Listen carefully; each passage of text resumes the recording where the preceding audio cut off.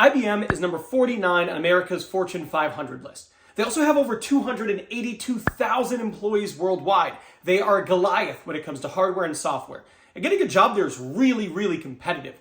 But it's about to get a lot less competitive for you, because you've clicked on this video. In today's video, I'm going to share with you actual interview questions that will be asked during your IBM interview and teach you how to answer them from a recruiter's perspective. Now, this is video 1 in a 5-part video series. And the whole video series is designed to basically prepare you fully so that you can nail your interview with IBM and get the job. So if you watch all 5 of these videos, you will be well prepared to land the job of your dreams with IBM. So I am going to start this video, but at the very end of the video, I will show you right here, I will tee up the next video. So watch this one all the way to the end, and then click on the next one that'll pop up right here and move to the next video. All right, enough. Let's get started. Now, the first question is a pretty classic one, and it's tell me about yourself. Now, whenever you're answering this interview question, here is my advice. This isn't your life story. This isn't something where you're going to tell them about where you grew up, personal stuff. When someone asks you, tell me about yourself, what you want to be doing is orienting your entire story around why you're a good fit for this job. So maybe you start with your education. You talk about the first couple of roles and how it prepared you. And then ultimately, you lead into why this role is a good fit for you now. If you ever answer this interview question and the last 25% of your answer isn't explaining why the current role is a great fit for your skill set and everything you've done up until this point, you're not answering it correctly. Now, at the end of this question, if they go, well, tell me a little bit about you personally, then go into saying, oh, I grew up here, I've got 2 brothers and a sister, I'm married, and I have a cat.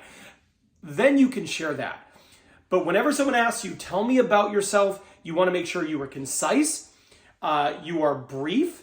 It should take you no more than 45 to 60 seconds to answer this question. And again, it's basically a highlight reel on why you're a good fit for this job. Education, experience, positions that have positioned you to be effective at this role, talking about what you're currently doing and how it all leads up to you being a great fit for this job. The next question is, how do you manage stress and strict deadlines? Now, whenever someone's asking you a question like this, one of the things you have to make sure they walk away with a feeling of is that you are not going to be someone who is overwhelmed by this. So maybe starting your answer with a phrase like this, I'm actually very comfortable in being in an environment where there's stress and strict deadlines. My entire career, I've kind of been in those type of environments, and I feel like I thrive in those.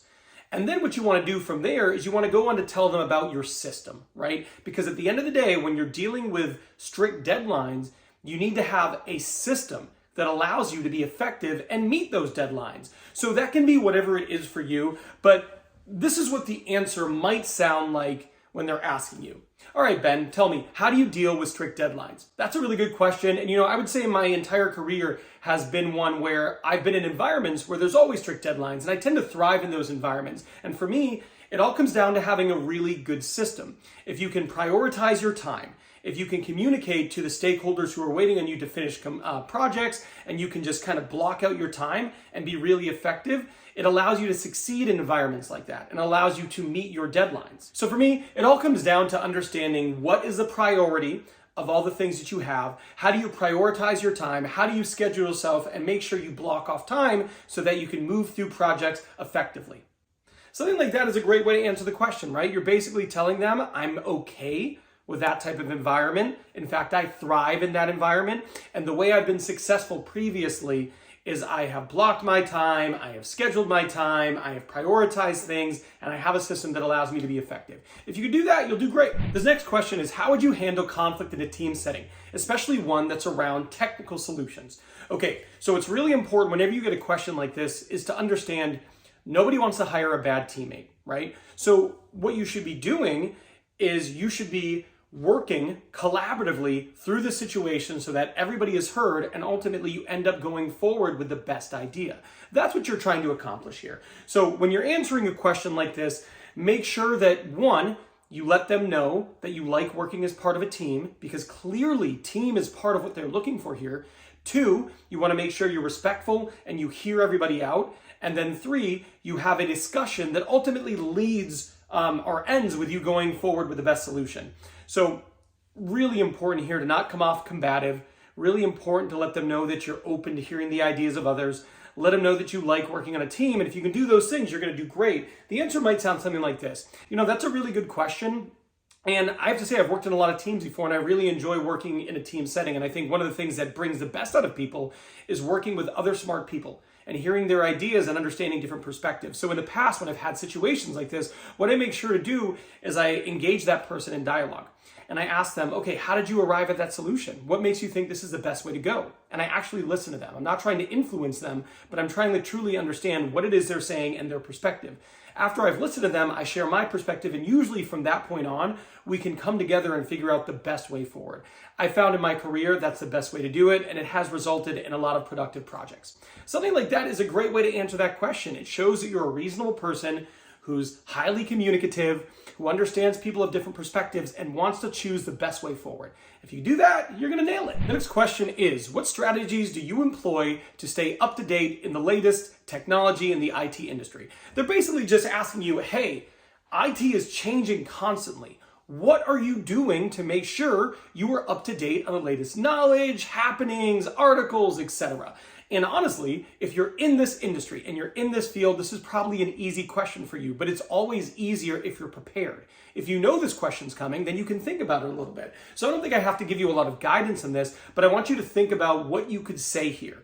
Your answer should probably be between 45 and 60 seconds, and it should include different things you're doing outside of work. So not solutions people are providing to you, but things you're doing on your own to be informed. Now, this could be you subscribe to certain YouTube channels that bring forth the latest technology. Maybe you have you have a newsletter that you subscribe to, or a magazine, or maybe you just spend time going through and learning new things as trends change and evolve and new technology comes out.